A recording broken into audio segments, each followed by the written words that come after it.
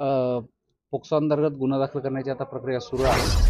एक 10 वर्षाचा मुलगा आहे, त्याच्यावर लैंगिक छळ झाला आहे या प्रकारची तक्रार पोलीस स्टेशनला प्राप्त झाली होती आणि ज्याने छळ केला तो आरोपी आता पोलिसांच्या ताब्यात आहे. गुन्हा दाखल करण्याची प्रक्रिया सुरू आहे. नेमका हा प्रकार कुठं घडलाय? हा प्रकार नांदेडमधल्या ज्ञानमाता शाळे या ठिकाणी घडलेला आहे. काही सामाजिक कार्यकर्त्यांनी असे बोलले की शाळेवर कारवाई झाली पाहिजे. तो आता तपासाचा भाग आहे. याच्यामध्ये कुणाचा काय रोल आहे हे आम्ही तपास करू आणि तपासामध्ये ज्या गोष्टी पुढे येतील त्यानुसार आम्ही पुढील कायदेशीर कारवाई करू.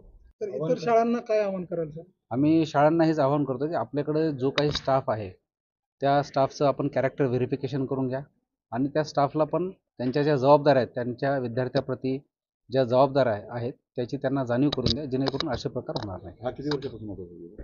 हा साधारणतः जो आता तपासात पुढे आलेले साधारणतः 20 वर्षापासूनच त्या शाळेमध्ये काम करतो. काही क्राईम वगैरे त्याची चेक करतो. काय पदावर आहे सर? काय सेवक आहे? हा सेवक पदावर. थँक्यू. Speed news Bharat.